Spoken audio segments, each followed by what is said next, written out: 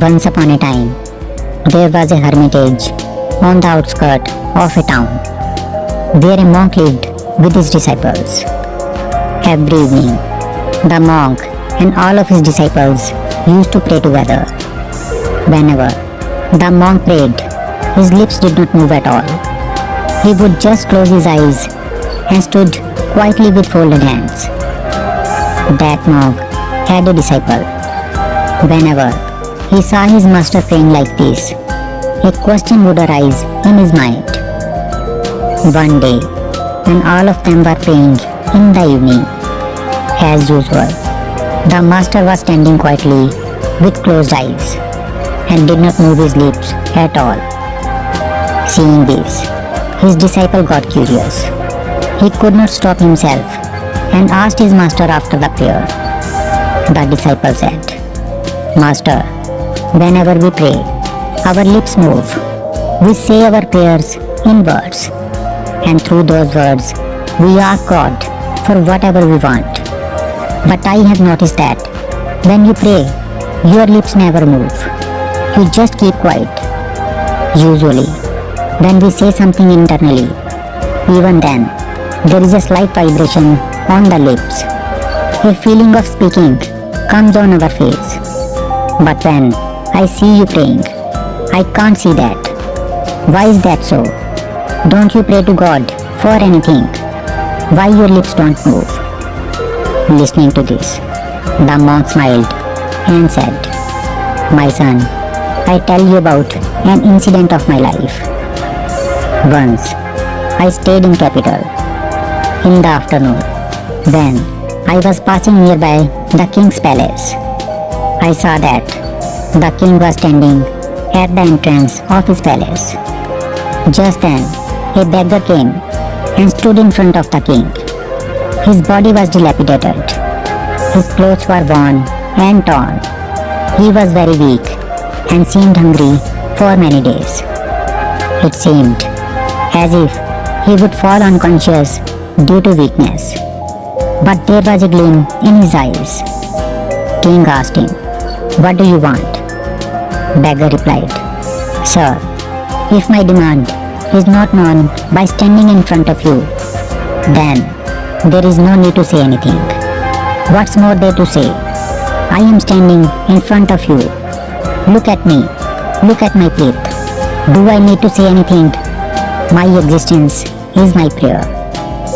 After this, the beggar became silent. The king realized his mistake.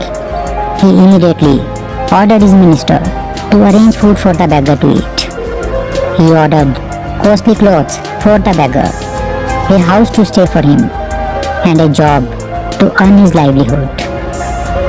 After saying this, the master looked at his disciple and said, "Son, just think, if that beggar had asked the king for food, then he would have got food. But then he probably would not have got clothes to wear, a house to live, and a job for his livelihood. But he left it to the king, so that, seeing his plate, the king should give him whatever he wants to give him.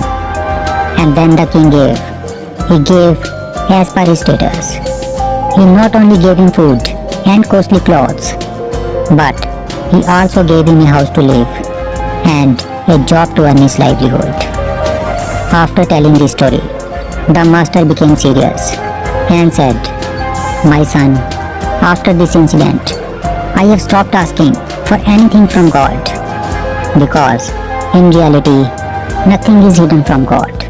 He knows everything, what we want and what is right for us. If we demand something from Him with our limited mind, then we will be in loss. And when that Almighty Father gives us something from His side, then He will give us all that we need. Therefore, we don't need to ask anything from God while praying.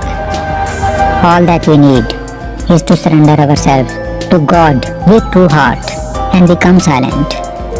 If we pray in this way, then God will definitely listen to our prayer and give us what is really good for us." If we see in our lives, we will find that often when we pray, we try to put our desire in front of God in words. We try to speak our desire or think it in our mind so that God can understand clearly what we want. But actually, this is not the right way to pray. God is knower of past, present and future. He is aware of every activity and every thought of our mind.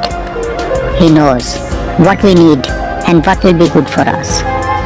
When we pray to God, we don't need to ask anything from God with our limited mind. By doing this, we will get nothing but little. All that we need at the time of prayer is complete surrender to God.